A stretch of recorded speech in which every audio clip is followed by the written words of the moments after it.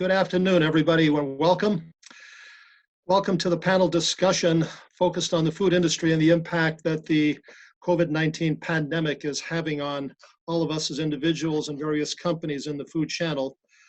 This is a virtual event brought to you by the Niagara University College of Business Administration's Center of Excellence in Food Marketing, the Center for Supply Chain Excellence that I lead for the school, and the Family Business Center, in conjunction with Niagara University's Career Services Department.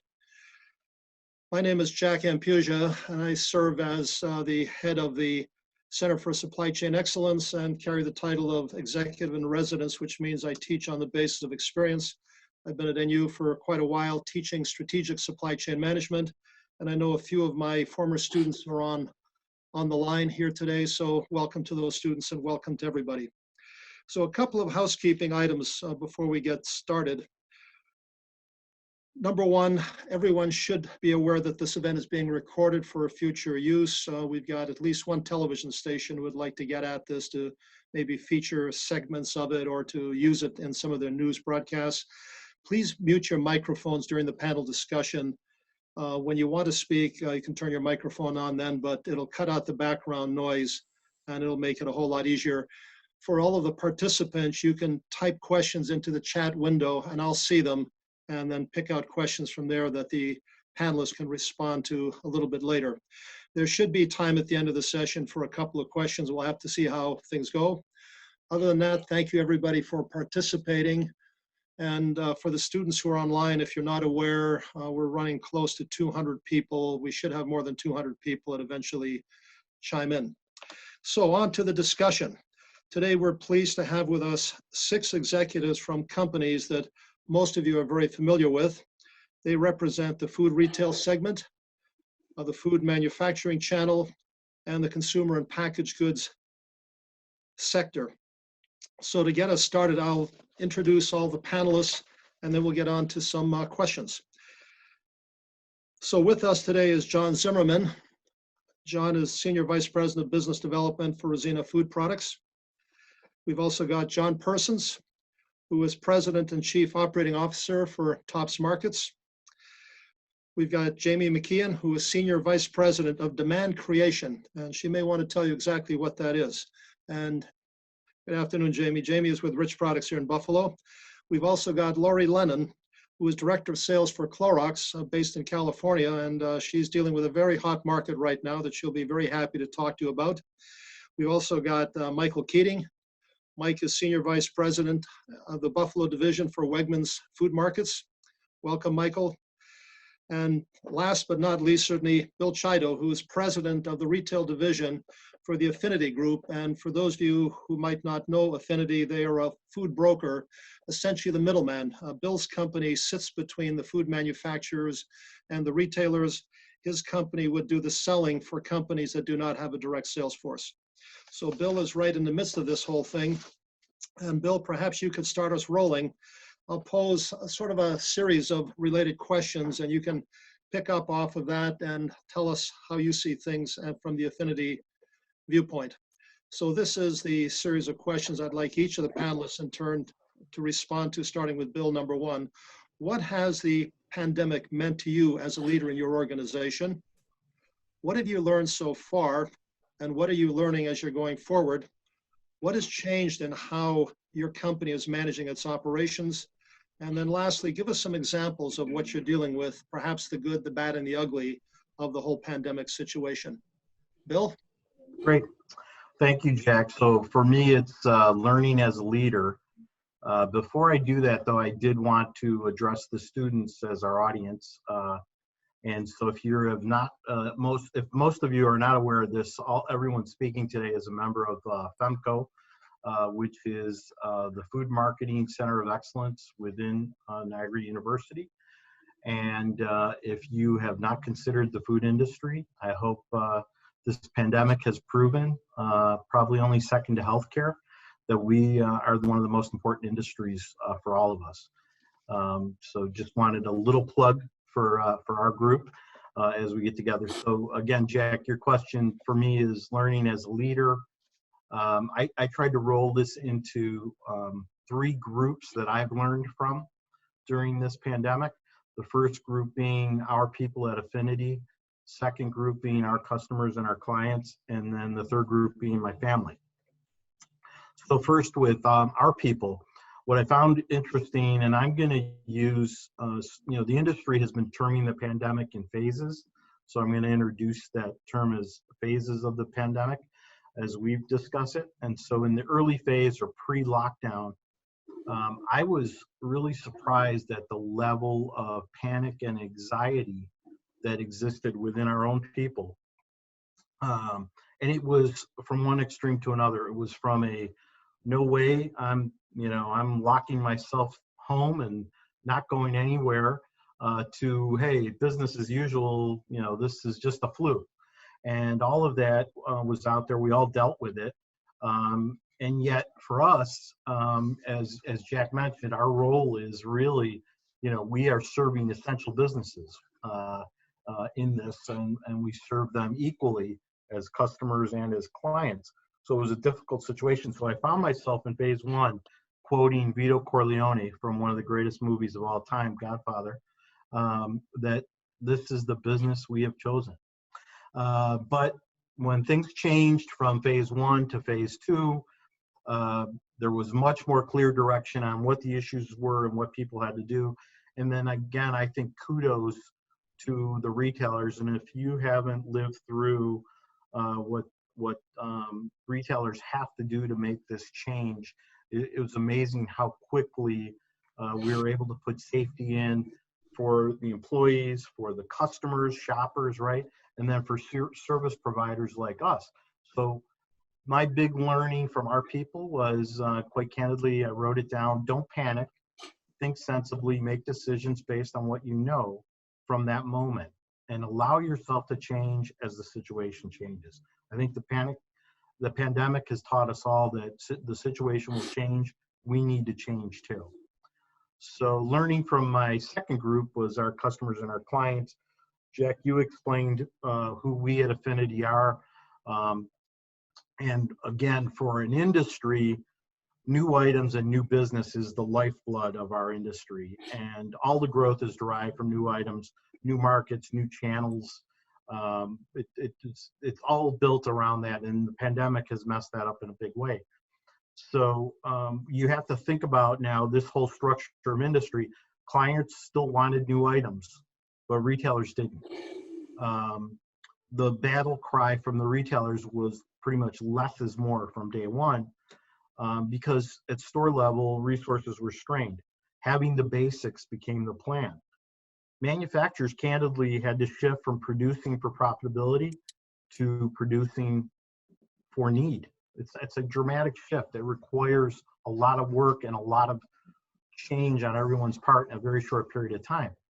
And then the logistics piece, again, you're very familiar with that, but again, we saw the limits of the best logistics system in the country feeling strained without question. A big part of our portfolio is proteins, and the plants that process those proteins are really getting hammered right now. And you're going to hear more and more about that in the next couple of weeks. And really, it's not driven by the product itself or the plants, the facilities. It's driven by the human resource issue in those facilities. So again, these are things that we're not used to dealing with. But I'm going to take the client customer learning and what we learned as we call ourselves affectionately meatheads, because most of our business is fresh foods. And we decided to try to sell bath tissue. So this was, without question, a real learning experience. The idea of importing 68,000 cases of toilet paper from Trinidad to the Northeast.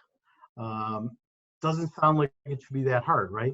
You just wipe up some orders, you flush a boat to the US, and then customers like John and Mike yell as loud as they can, and people in Trinidad don't give up. Never mind. But what we found was we stressed the customers. We stressed our new Trinidadian client, and through an importer and the use of broken Spanish and broken English, we found out how critical communication is in a situation like this. So again, second learning would be clear, consistent communication is critical. If things change, as they will, it's okay as long as we communicate quickly and accurately, so Plan B can be initiated. And then the third group that I learned from was my family. So I've got my wife, who's a senior accountant for Erie County, at home with myself, and then I've got my adult son, who's a teacher, and his fiance, who's also a teacher. So learn that everyone cooks and cleans differently. We all have different levels of voice that we use for Zoom and phone. But I think the biggest takeaway was from my wife. Week 2, I was sitting next to her, and I looked at her and I smiled and said, honey, I'm so thankful to have someone I truly enjoy being quarantined with. And she looked at me and said, must be nice. So with that, back to you, Jack. Bill, thank you very much. Mike Keating, what can you tell us about the learnings at Wegmans? Thank you, Jack, and thank you, Bill, for that commercial for our industry. And I hope everybody that is with us today, I hope you, your families are safe and navigating this incredibly challenging circumstance we all faced. What have we learned at Wegmans? Interestingly, I think that this situation has helped reinforce some of the things that we have believed. I think that it has shifted our perspective. It also just confirmed some things. For instance, we've always said we've had a mission at Wegmans that is centered for a long time. Actually, for my whole 35 years, this mission statement has been consistent, that good people working together can accomplish anything. And what a pandemic does is give us all a common mission. We've always known that Western New York was special. We are in 8 different states, and not to say that any other region isn't special as well, but the way that people in different areas have reacted has been very interesting. And I would say that Western New York has led the way in terms of people really jumping to being patient with this current situation, helping each other out, being flexible. Our people have been amazing. They are being asked all over our stores to do things, to work in departments, to work in areas that they never have had to work in before. They are having to look at their jobs differently than they may have in the past. This whole idea of being essential workers, being an essential business, we've always known that, we've always felt that way about our industry and felt that way about our people. Nice to see that that's recognized, but with that has come a difficult, I would say, thing for us to get our hearts and minds around at Wegmans, and that is, for the first time, we were in a position of feeling like we were making our people vulnerable, that our people coming to work was actually going to be a challenge for them and their families. And that has been a very interesting dynamic to have to work through. But we knew what our mission was. We knew we had to show up so that the one place that was open to the world, people could come, they could get nourishment, they could get the medicine that they needed. So we all knew what we had to do, but working through that dynamic was really very interesting. The other thing that I would say, and I'm going to leave this with this, the other thing that we have learned at Wegmans, what I've learned personally, when we embarked on this journey, we were in the midst of a senior leadership change. My old boss was a gunslinger, moved fast, literally shot from the hip. My new boss is very thoughtful, process-oriented, participative, and not to say that we wouldn't have gotten to the same place with my former boss, but it would have been done in a very different way. And I believe that this challenge that we all have faced has called on a different style of leadership. Every single day we've been on the phone, working through the hourly challenge. I won't say the daily challenge, because this thing has been like nothing else we've ever experienced, where we have had to reevaluate by the hour what is the right thing to do. Danny Wegman always told us, there's really only one rule at Wegmans, and that is do the right thing.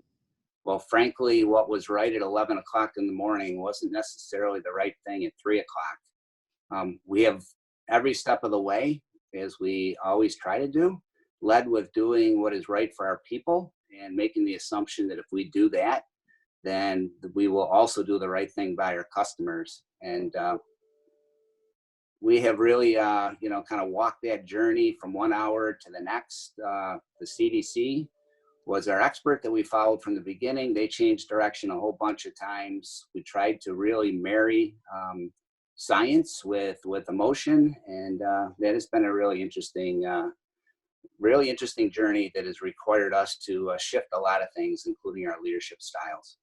Thank you. Excellent, Mike. Thank you for that detail. Lori, how do things look from the Clorox end of the pipeline? Yeah, so a couple of things came to mind when I was thinking about this, and there's a quote that I had read that I thought I would share because it's how I relate to kind of the role that I'm playing within the organization and the things that we're learning. And the quote is from Emma Jamieson, and it says, "We need to remember that circumstances do not make a person, they reveal a person." And I think coming through a situation like everybody is facing today, it really does reveal who everybody and who every organization is at the core. And as I think about Clorox, I've been with the company 21 years, and for me, it's always been about the people. My Clorox people are my Clorox family. And from pretty much day one, Clorox's approach was very quick, and it was very consistent. And they right away just took, people are at their core, and they were very quick to instill different processes and communication that really help to ensure the emotional, the physical, and the financial well-being for the entire Clorox community. And for so many people, that has meant so much because it's just one less thing that they've needed to worry about. And then I would also say, as a leader, I have, my primary responsibility is on the East Coast is selling, right? So we're responsible for sales. But again, my role is all about people. And so as I've thought about what was different pre-COVID and what am I doing differently post-COVID or during this situation is really all about how do I make sure that my team feels connected?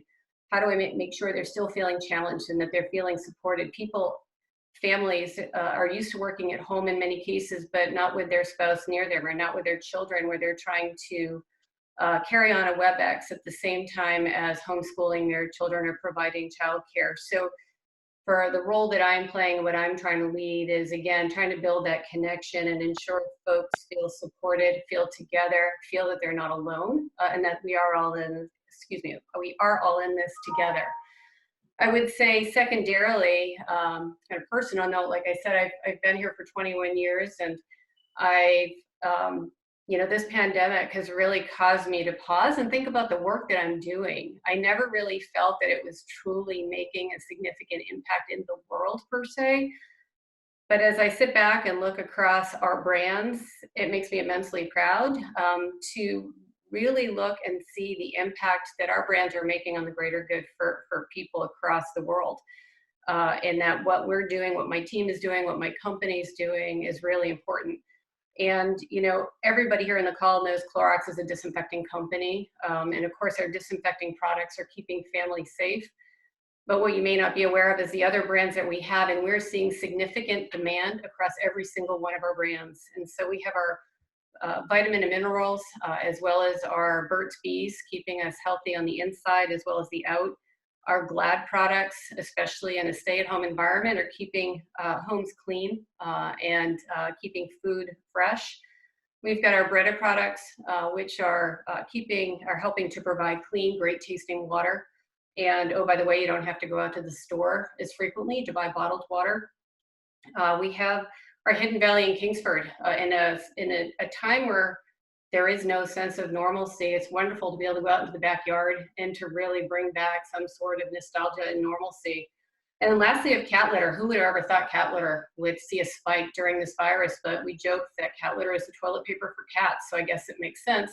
But there's 32 million homes in America that have a cat, and so keeping a sanitary and clean environment is critical. So unfortunately, I feel like it's taken this pandemic for me to really feel that emotional attachment and to understand the importance of all the brands that we have in the role that we're playing, and to feel that we're able to take care of people, to me has just mattered immensely and has been really important coming through this. Thank you for that nice insight, Lori. Jamie, how do things look at Rich Products?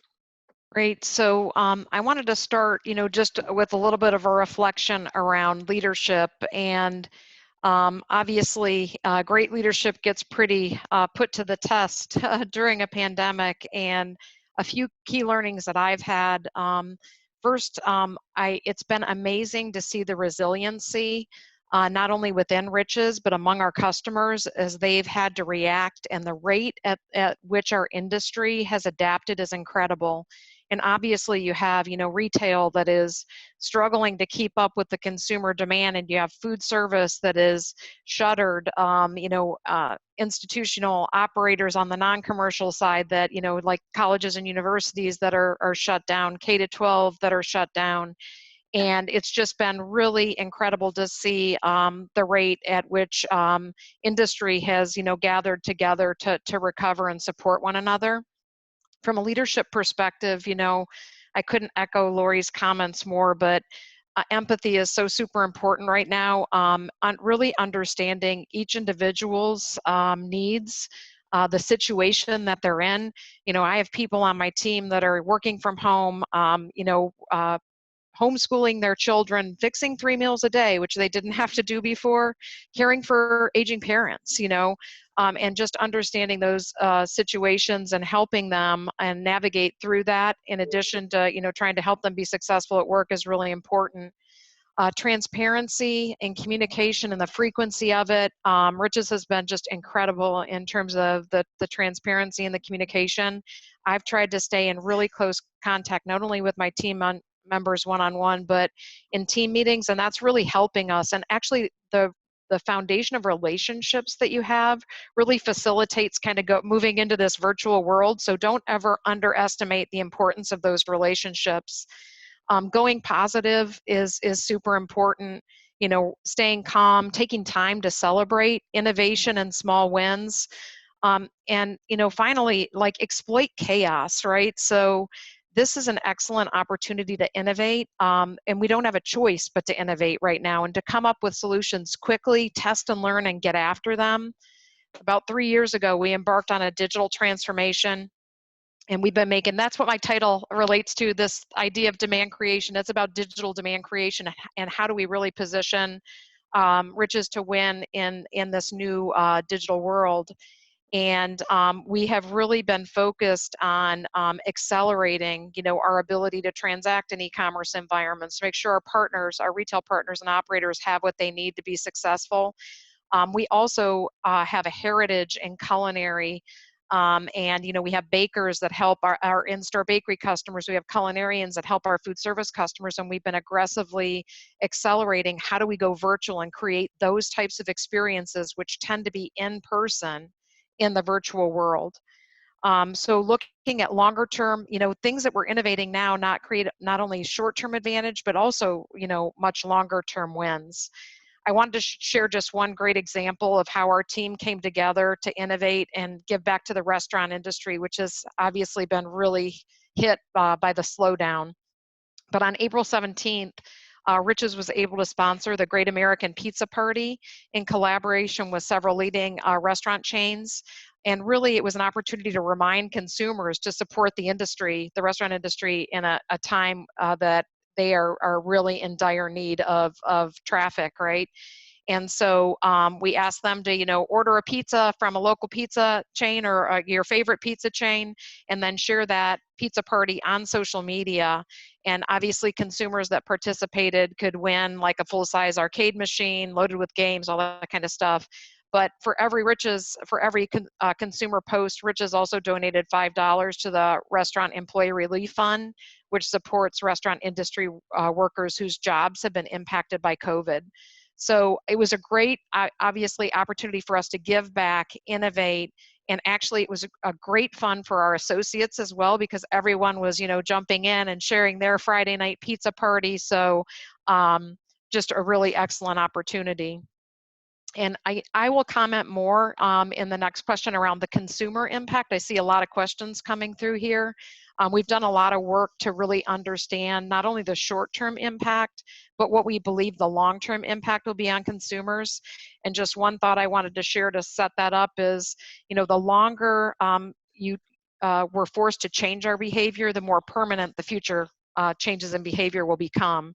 And so obviously time will tell, and every day something changes. I actually am down in Georgia right now, and I've been working from here for the past 30 days. And, my husband came into the dining room last week and said, hey, Georgia's reopening. And on Friday, you're going to be able to go get your nails and toes done if you want to. And I'm like, well, I'm not going anywhere near a salon, but it's changing so fast, state to state. So it's really something that is evolving, and keeping your pulse on that and preparing yourself to respond is really important. Excellent detail, Jamie. Thank you. And John Persons, can you give us some perspective from Tops? Sure, Jack. Thanks. So, let me start kind of with the question of what this has meant for me as a leader so far through the pandemic, and I kind of bring it back to what Mike Keating was saying a minute ago when he was talking with pride about his people.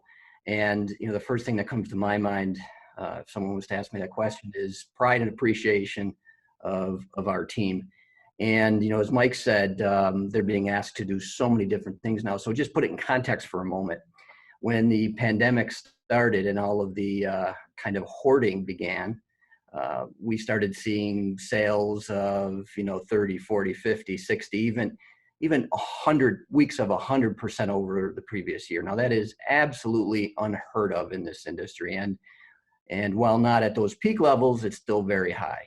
So compounding the issues is the fact that about 15% of our workforce actually took themselves out of work. So about 5% actually quit because, they were a little afraid to work in an essential business where they could have exposure, and about 10% had taken themselves out on leave. So we're asking these people who are frontline, lots of them are part-time, lots of them are full-time, not making a fortune in this industry, but in the stores, but doing well. We're asking them to do more work, with fewer resources, dealing with customers. It is a very, very stressful and tough time. And the thing that I come away with as I visit the stores, which I do, even in these difficult times, I try to get out there, and I walk away with how much pride the team has. Just the fact that they're essential workers, they're helping customers, they're out there in the front lines, taking this seriously for sure. But they have a lot of pride in what they're doing, and I have so much appreciation, and quite frankly, I'm honored to work with such a great team. So that's probably the thing that's kind of hit me between the eyes, the most over these past 7 weeks. When it comes to what we've learned, I can tell you from my standpoint, the first thing I learned is, while I think I'm a good manager, and I generally manage these type of crises pretty well, I certainly have flat spots as a leader, and I'll tell you a story that kind of shows it. So you may know, maybe not, but Tops actually had the very first confirmed COVID case in Western New York. So it was at our corporate office. This was back on March 13th is when we found out. So again, put it in context. Back then, there was still so much unknown about the disease and a lot of uncertainty. I think Bill said anxiety. I think that's a great word. And at that point, the government was still predicting 1 million deaths. I mean, there was just it was a tough time to kind of know that you were the first company that actually had a confirmed case. So we learned about it on Saturday, and we started talking about it on Sunday. How are we going to tell the people in our office? So this is associate of ours, by the way, very mild case. Got it while the person was traveling to New York City, of course. And came back with it. So no long-term detrimental effects, back to work. So from a health standpoint, perfectly fine. But there was so much uncertainty and anxiety. So how are we going to handle it? So we sat on Sunday deciding, how we were going to do it. So in my, I think, tone-deaf analysis of the situation, I decided that, you know, we're going to kind of pull back and hold back on what we're going to tell our associates at the office until Monday, when we had a chance to kind of, you know, have a town hall meeting and some calls. Thought that was probably the best way to handle it. You know, I look back on that now, and certainly that was a mistake. Now that was against the wishes of a lot of our people that were saying, no, we really have to get a hold of people now. We have to let them know this is a very meaningful thing to them. They're gonna want to decide what they want to do. So I kind of pushed them, and we waited until the next morning. And let me tell you, that was bad. That was a really bad situation. And what happened was, we actually had people that were just so, quite frankly, shocked and angry that they just left. Believe it or not, there's a couple people that just left and walked out that haven't been back in the office since. And I realized at that point that you know, I really should listen to the people that matter, and the people that are closer to understanding what's going on. And I can't, quite frankly, be so tone deaf. I felt like maybe I you know, kind of broke the trust with our associates. Now, of course, immediately right after that, we reacted and you know, came out with a rigorous plan. And you know, but for a couple of days, we essentially kind of, you know, halted work, you know, at our office, and it was all because, you know, of a call of mine. It's a tough lesson, and I bring that up now because in these times, you know, we've that, I think Lori mentioned about the quote about kind of like adversity in these tough times, and kind of how it reveals your character. So we've kind of all heard that, and I think that's for sure. And you know, I do think it's important. I had a mentor one time that said, anytime, you know, you're in a tough situation, step back a little bit and evaluate what you're doing. And as a leader, you know, are you making decisions that are worthy of the people that are looking to you for direction, and kind of grade yourself. I don't give myself high marks on some of those things, but there are some good things that we adjusted after that, and you know, kind of fixed after that. And after that, a couple other quick things. The good, the bad, and the ugly. I can tell you that the good that's come out of this pandemic so far, I think, is customer loyalty. For sure, what's happened if you know, the students are on who don't understand what's kind of happened with the consumer trends. In the very beginning, there was just a mad rush, so everybody was shopping. So customer trends and household trends kind of skyrocketed through the roof. After a few weeks, store traffic actually declined quite a bit. It's happening throughout the whole industry, down 10, 15, 20% in some cases. And what's happening is people are really picking the places that they're shopping, and they're just shopping less frequently. They're not out, they're not at work, they're not stopping after work. So we're really able to kind of discern, you know, customer loyalty from that. And, you know, we kind of stratify our customers into, you know, different cohorts. And primary customers, what we would classify as primary customers, those who are buying from multiple key categories throughout the store, has skyrocketed. Now, the challenge for us moving forward is going to be, you know, how do we keep those customers? So that's a good thing. Another good thing I think is really important is the gig economy type of things are working. If we were doing our own e-commerce, we use Instacart at Tops. If we had our own e-commerce platform, we would have never been able to keep up with the 250% demand increase, you know, that Instacart is seeing. Wouldn't have happened. I think the same is kind of happening with, you know, DoorDash and Uber Eats, and you know, I read a statistic that I think it was like 5 or 6 times the key weeks, they saw 5 or 6 times the growth of new customers. That would have never been able to happen without, you know, those elements of the gig economy. The bad, I would tell you, it's how the government is handling many things. Michael was talking about some of the things, some of the mandates that he has to deal with, and that's been very difficult. The government at all different levels has not been working well, and has not been working with business. And I think that, you know, that needs to be fixed in the future for sure. And the ugly, I'll just say 2 words: supply chain. That's it. Thank you very much for that insight, John. Let's move on to John Zimmerman from Rosina Food Products. John, what can you tell us about the perspective from your company? What are you learning? Yep, unmute yourself there, John. Apologize for that. There you go. Thank you. Yeah, it's interesting. I had 5 terrific individuals with fantastic responses to that question, and some of that certainly covers some of the things that we've been doing here at Rosina.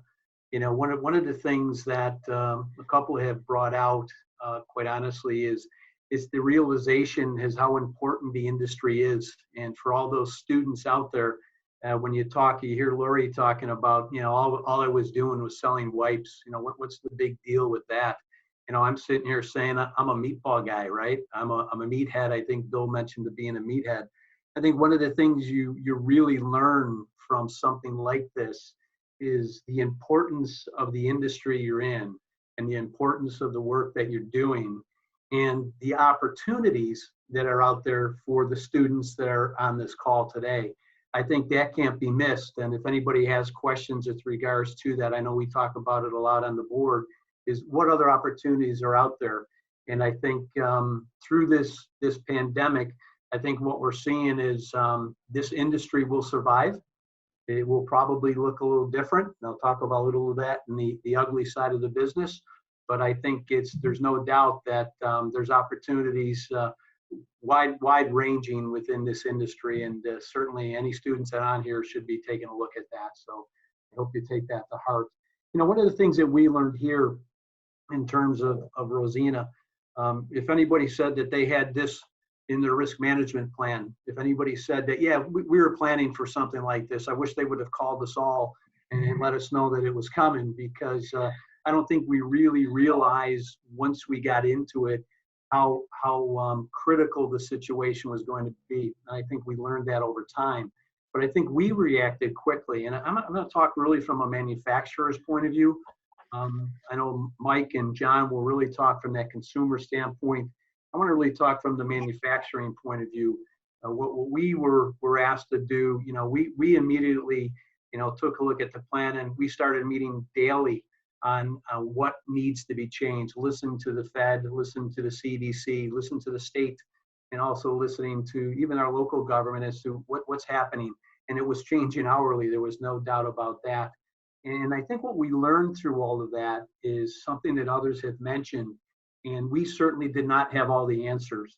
We created several different committees within our organization, and those committees went all the way down to supervision in the plant, management system in the administrative areas. And we really combed our associates as to what's bothering them, whether that was the work environment itself. We're in the facility. You'll hear us talk a little bit later on, I think, about supply chain and what's happening at meat plants today. We are not in a dissimilar environment here at Rosina with the 2 plants that we have locally. So we had concerns coming from our associates with regards to their work environment and how can we make that safer for them. And I think we've instituted over 25 different directives to make sure they're safe, that they feel safe coming into the organization every day, into the plants, into the offices. We're probably only at 25 to 30% in terms of folks that are coming here in the office. How do you manage that? Remotely, you have this social atmosphere. We actually built a building about 2.5, 3 years ago based on the premise of social interaction and making sure these departments were all working together, seeing each other every day. And all of a sudden that was gone. And I think that really has brought a new learning to us in terms of how do we manage that? But I don't think that's going away. I think we've learned something through this in terms of how we can work remotely, how we might be able to accommodate those situations that Jamie brought up in terms of people managing their work-life schedule, personal schedule. I think that's going to be some of the things that we're going to learn out of this. But I think what continues to amaze me, and I think this is something for the students as well, they need to understand, our manufacturing process, and we talk about sanitizing, we talk about washing hands, we talk about taking temperatures. In all of the USDA and FDA facilities, and we have 2 of them here in Buffalo, New York, those plants are cleaned every single night on third shift. They're sanitized, they're cleaned, they're maintained. For that virus to maintain on the surfaces that we have in our facilities would be nearly impossible. And we've even doubled our efforts on that because it was important, not only one, to keep those standards up, but two, to make sure our associates were safe. And I think that's I know we've got some time here, but I think that's one of the things to get across. And I'll go to the good, the bad, and the ugly. To me, one of the things we've learned about, and I think Mike was the one that mentioned it about the Western New York. Well, I got to tell you, we're getting 95% of all associates in our plant coming every single day, and we're still hiring because we have work to get done. We're working 6-7 days a week, working 3 shifts. So if anybody's out there looking for a job, come and see us because we've got some opportunities for you.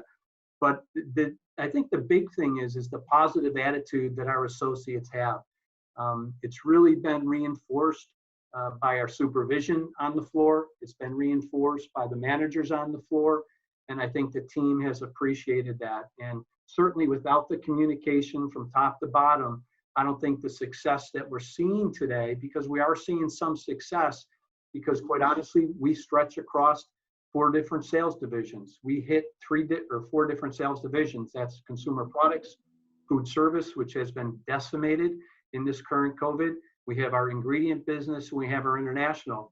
Our business has shifted in such a way that it's really focused on that consumer product side of the business. So, and our employees and our plants have associated and moved that way as well. So I think it's really the positive attitude coming out of our folks, I think, is the good side of this. And I think we got to keep remembering that as senior leaders that we need to listen to those folks. And I think that's something that John came across too. I think the other side of it, the bad, it's really difficult for us to see some of our customers not surviving, especially on the food service side.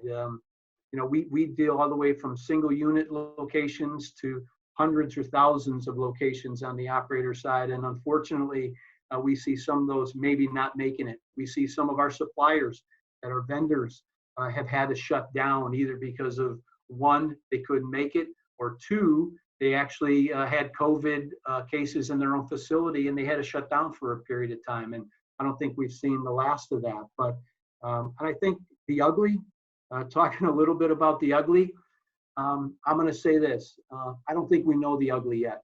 I think our business is changing for a long time to come. I don't necessarily mean that's a negative. I think we're gonna really learn how to work with restrictions in dining. How is an operator going to survive with 25 to 50% seating capacity? How are we going to work within our own manufacturing environment where now you've got to have more separation than we've ever had, and we're not physically set up to do that? How are we going to do that without sport venues or education changing, working remotely from home? How is that going to change the social aspects of our organization? So I consider that the ugly, but I also just consider that really the unknown. And I think at this point in time, we don't know what that's going to look like. But I think with the bright minds we have, not only at Niagara here on this board, but throughout this whole industry, we're going to figure it out like we always do. And I think we've got a lot to look forward to, especially in our industry. So that's what I have to offer right now, Jack. Thanks. Thank you, John. Let's do a little time check here, John. I'm going to come back to you with another question about supply chain. Sure. But interestingly, you already answered one of the questions posed by a student. What's your outlook on new hires and what does the future look like? And you're extremely positive in that. Yeah. For all the students on the line, I just wanted to add the perspective, and I'm hearing these answers for the first time like everyone else. This has not been rehearsed. My reaction as a listener and as an educator is the quality of the answers, the sincerity, the openness that we're getting. Nobody is defeated. A very, very dynamic approach from almost everybody here, and then a very, very strong emphasis on team from everybody. And that's why these companies are so good at what they do, is because of those kinds of attributes that they bring to the table. We're going to have a time problem here because we've already used up 45 minutes out of the hour, and we're just getting started. It's clear to me that we've got enough material here to go for 2 hours, but we're not going to do that now. We may come back with a second session on this because there's apparently so much material here and we've got a ton of questions that have been posed. But let me pick and choose some of these things that John Zimmerman, you were just on, and John Persons from Tops mentioned that supply chain is the one big issue that he sees. John Zimmerman, can you tell us about the supply chain at Rosina and what kinds of changes that you're dealing with on the supply chain because of COVID-19? Yeah, I do believe, regardless if we were in Boston, Miami, Chicago, Dallas, wherever you're manufacturing product, you're experiencing the same things. What we need to do, one of the things that we recognized early, not knowing if, one, we would experience a COVID case, and we would have to potentially shut down for a period of time. Two, would one of our vendors or suppliers experience something, which we did have happen. We needed to actually carry more inventory on that side of the business. We had to make sure that we had raw materials, whether it be our beef or pork, chicken, any of our ricotta cheeses, film, corrugated cases. We have been working very, very hard at making sure that we've got that pipeline filled so that customers such as a Wegmans, a Tops, and others get what they ask for. I'm very proud of the fact to say that, despite all of this, that our case fill rate has been maintained at a 99% and over. And that's still fulfilling all items that we have to offer. We really are doing a good job, and that's a testament to the positive attitude of the team here. But when it comes to the supply chain, Jack, we really have experienced a couple issues. One was on a cheese side, and our philosophy here is to risk manage its supply chain. So when we had one of our vendors, unfortunately, have to shut down for almost 14 days due to a COVID issue out of the Jersey area, we were able to pick that up with our other vendors. So, first lesson is risk manage that supply chain. Make sure that you have multiple ways to manage that and produce your product. So I think that's probably one of the biggest learnings. And, we've got some folks that on our demand planning side, supply planning side, that are working tremendous hours to make sure that we keep our plants moving and rolling. So, and I would say on the logistics side, as certainly part of that supply chain, we've been very pleased with what we've been able to get done with our partners. And I think that's the biggest piece out of this all, is understanding that you've got to have good partners, and you've got to have solid partners, and you've got to have relationships that'll get you through these types of things. So I think on the supply chain side, we've been able to do that. And I think that's where we're at. That would be my answer on the supply chain side. So. Okay. Thank you, John. And then looking at the clock here, officially we've got 10 minutes to go, but I'd like to get through the panel. John Zimmerman already answered 2 questions, but I'd like to give everyone else a chance to do that. So we're going to run some overtime. If anyone needs to check out at the end of it, at the end of the normal hour, do so, but we will go in a little bit of overtime because I think the value of the answers is so high. I don't want to miss the opportunity to get at them. And John Persons from Tops, there's a question here from a student or a participant that I think is right up your alley, and it talks about the pandemic changing the perception on e-commerce. And you've already talked about Instacart and what it's meant to your company. Do you see these changes as being permanent, and are you going to be able to adapt to a permanent kind of a change to the way people are shopping at your retail stores, John? Yeah, Jack, absolutely. I see these changes. So essentially, before the pandemic hit, e-commerce was growing at a pretty brisk rate in probably across the country at most retailers. And, every retailer is probably wondering what's it going to level off at? The industry is happy if it's at a 5% to total store sales. I'm talking about the traditional food retailer industry. So everyone's kind of trying to drive to that level, in 1, 2, maybe 3 years in the future. This pandemic has catapulted us, the industry, past that level almost immediately. It's been pretty remarkable. And the question will be, what is the new base after, there's whatever the after time is. This is one of those before and after events. I'm not sure when the after time is. I'm not sure if it's, it's at the end of June, it's at the end of 2020, I'm not sure. But whatever that base is, it'll be interesting to find out where it kind of rests and where it falls into, kind of where it will be, or where we'll be able to grow from. We have some suspicions, but what we know for sure is it'll be a lot more than what it was before. And, with that, I think, we are, as our other retailers, and by the way, not just traditional retailers, but others as well, Amazon and other online retailers, we're all scrambling to figure out how do we improve capacity. So we partner with Instacart. That's one way we're doing it, and we're going to partner with them in a number of different ways to increase capacity. But we also know that beyond that, we have to do some unique and different things, which will include partnering with some CPGs and some manufacturers directly. Maybe part of the answer is, direct from manufacturers to consumer through us as kind of a middleman. Maybe that's the answer on some level. We've talked to some of our partners already, and that's an avenue we're exploring. So I think it's going to be incumbent upon all of us to kind of figure it out.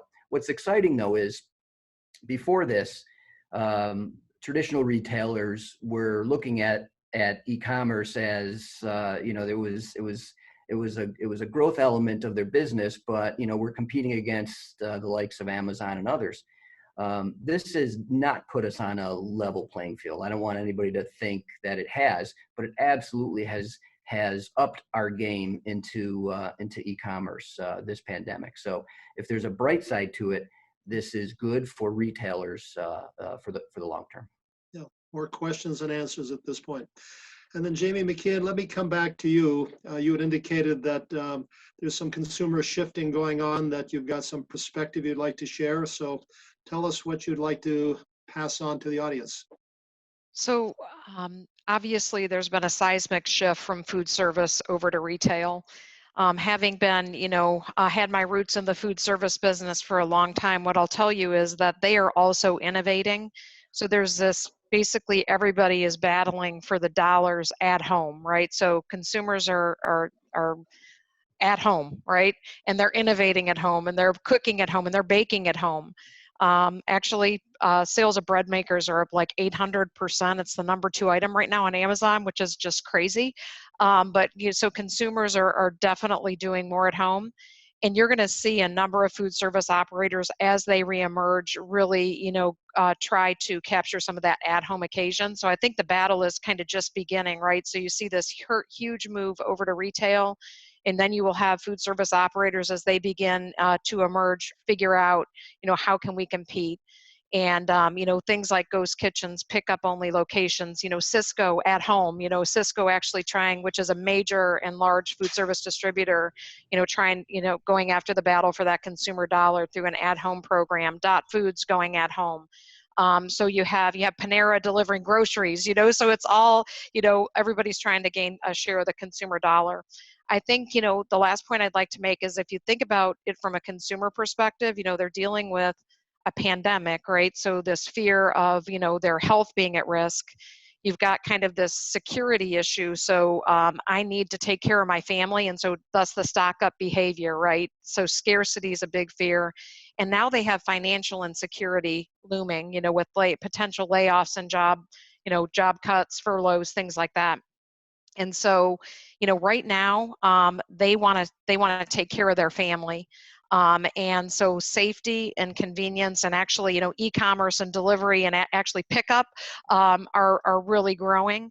But I think price is going to come more into the equation. And I think that operators and retailers that are winning from a value perspective, and that have a really strong e-commerce platform and keep the consumer safety in mind, are the ones that are really going to win. Thank you. And then Lori Lennon, can you tell us about the big changes that are undergoing, or are attacking and having to be responded to at Clorox? That there's some very fundamental things that are happening to your business. Can you share with the audience what those things are? Sure, I'd love to. So obviously consumer behavior is shaping demand, and we're hearing clearly that behaviors are here to stay. And as I think about what we've done in the near term, right away we had to take a real hard look at the number of SKUs that we were producing. And we made significant choices to identify and prioritize the production of just our critical SKUs to ensure output. So as an example of that, we were producing, before COVID, we were producing about 100 SKUs of Clorox disinfecting wipes. So that could be different sizes, different packs. And then on the same end, we were producing about 75 different sprays. Today, we're only producing 7 wipes and 6 sprays. So that was a significant haircut that we took. And it's led to an output of about 5 to 10% on average. And, you know, as we entered March, we had felt really good where we were. We had a bunch of production. We had made some choices, thinking COVID, it might be needed. We felt really good in March. And then all of a sudden, 2 weeks into March, we just got nailed with orders. It actually blew our system out. Our system was down for 2 days, and it wiped out all the inventory that we had built up. As we entered April, again, we went into this allocation mode with zero inventory, which is a situation we've never operated under before. And it's just foot to mouth. So anything that we're producing is going out the door. The other choices outside of the which SKUs to prioritize and how to drive the most efficiency in the output was, where does the product go? Who's getting the product? And we're very principled in our approach on this. And we wanted to make sure that every single consumer and every single healthcare worker had access to our products. So it's been very principled in the approach and how we've allocated across the landscape of our customers, because we want to make sure, again, that we're providing access to the products. I would say, as we think about where this is going, clearly disinfecting and sanitizing is here to stay. This pandemic, we've basically blown up the playbook for what our fiscal 21 was going to be. Our home care division is kind of back to reviewing what that's going to look like. But the number one priority for us right now is going to be increasing supply. As we look at the new households that we have captured to date on cleaning and disinfecting, over 70% of those households are new. And that's a huge number. And that is the single largest variable that's going to determine the size of this business moving forward. So we are making choices now for the future to invest in expanding our capacity for the long term. I would say secondarily, we're relooking at innovation. So innovation prior to this was not, I'll be honest, in the disinfecting, sanitizing space. It was in different niche businesses where there had been growth. I'd say this new behavior has changed that landscape. And so we are really looking at disinfecting and how this is going to play out innovation for the future. And then lastly, we're looking to continue to streamline our portfolio. We have shown that we can do more with less. So we can drive more sales in 8 SKUs or 7 SKUs of wipes than we did in 100. So how do we think about driving efficiency for the future? And so again, this is going to be how we roll out our map. But obviously it's having major implications in how we think about the future. Excellent, Lori. Thank you. A lot of questions for the future that need answers that will be coming down the pipeline. Let's move over to Mike Keating of Wegmans. Mike, we've got a student who's asked about the reduced hours at the retail stores. You've had to reduce shopping hours. You've got more hours committed to cleaning. You've had a bunch of challenges that, as a major customer-facing operation, you've had to address. Could you talk about some of those challenges and particularly address the thing about the store hours, what that looks like heading into the future? I don't think, Jack, I don't think any of us know today where we're going to land with all of these things. We talk often in the last few weeks about Bob Wegman, who essentially started this company based on a philosophy around, he was a great merchant. And he was really skilled at helping to give people reasons to come into our store. Our stores are dependent on volume and traffic. And I saw some questions come across the screen about our margins, and you don't operate at those margins. You don't operate above those margins unless you are able to generate traffic. This situation has done the opposite. As John Person said, some of this has been regulated by different governmental entities, but for the most part, it was the right thing to do anyhow from a social distancing standpoint.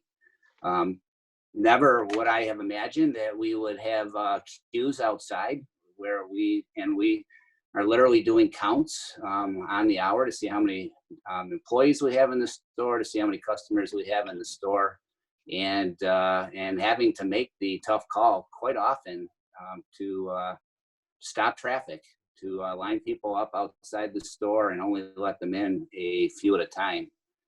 Never imagined that we would be in that situation.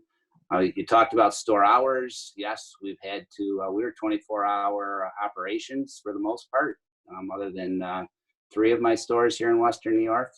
I don't know. I don't know if we will ever go back to that mode, but I kind of doubt once you're shoved to make a decision like that, quite often you realize the benefits of it and don't end up going back to where you were. So we certainly look forward to the day that we don't have to restrict people from coming into the store. We look forward to the day that we don't have to line people up on the front end. And again, we put people through a funnel. We only can let, a certain number of customers through to the checkout at any one time. We felt like that was really important to protect our cashiers. We've got plexiglass that, John and others have, that stands between our customer and our employees. Those are things that are totally counter to our philosophy. We, as was mentioned earlier, we're a relational business. This is about a relationship between a store employee and the knowledge they have and the customer that they try to serve. And when you actually have to put physical barriers between us and the customer, it is just not natural. And we look forward to being able to get away from some of those practices. But it has been an interesting time. I hope it doesn't sound like we're moaning. We're not at all. I think it's an incredibly exciting time for our industry. I think it's an incredibly exciting time for our company. And we felt that way from the beginning. And the front end of this, we talked about limiting SKUs, and He takes out trash. Amy talked about food safety. John talked about the digital world. The family meal has come back, and we hope that is one of the changes that is sustained long after this, because we think that's important for all of us. Thank you, Mike. One little side point here. I've been into both Wegmans and Tops here within the last 5 days.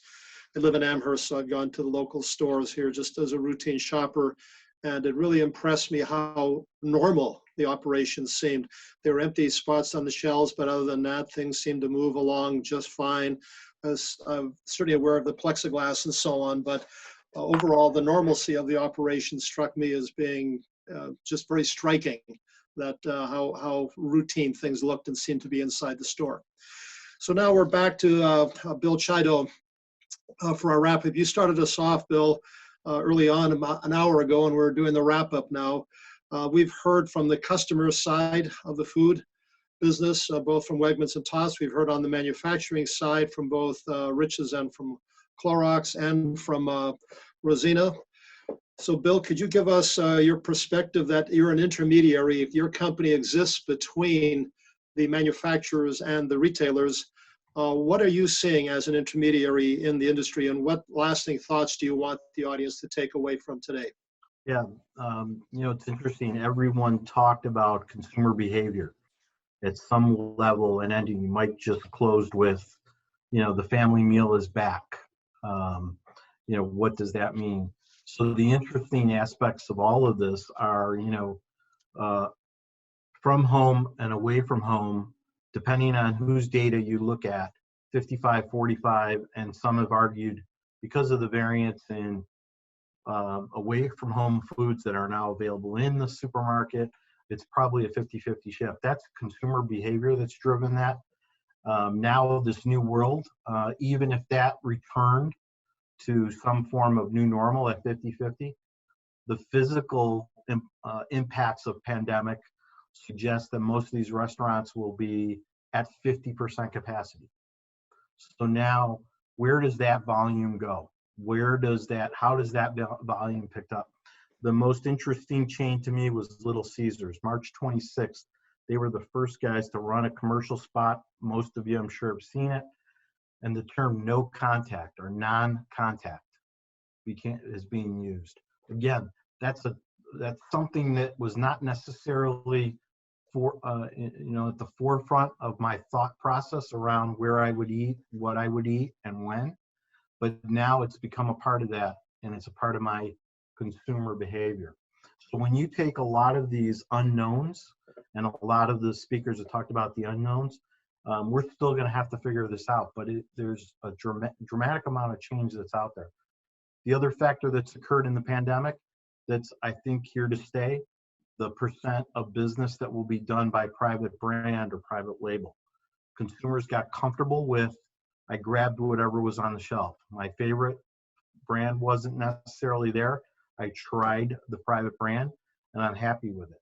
That's going to be another consumer behavior that's has to be discussed. But the only one I'm comfortable with suggesting to anyone at this point that I think is a sure win is buy Clorox stock. Yeah, I'm sure Lori and everyone in her company at the executive level appreciates that little plug, Bill. So with that, we're going to do the wrap up here. My clock says about 4:10, so we're just a little bit over. But I'd like to thank all the panelists here: Bill Chido from the Affinity Group, Mike Keating from Wegmans, Lori Lennon from Clorox, Jamie McKeon from Rich Products, John Persons from Tops, John Zimmerman from Rosina Food Products. So thank you for your insight. Very, very well presented. A lot of food for thought, a lot of things that I wouldn't have thought of, and hopefully our audience has gotten a lot of terrific takeaways from this. But there's a lot of changes coming down the pipeline. You've all echoed that. It'll be very interesting if we pull this panel together in 6 months to look at what has happened in the 6 months since we did this presentation, and how have things transpired, and what does the industry look like at that point in time. So with that, we'll sign off and thank everyone for their participation. We lost a few people here in the last few minutes, but thank you all for hanging in. It's been a great presentation, and best of luck to everybody going forward. Stay healthy. Thank you, Jack. Thank you. you.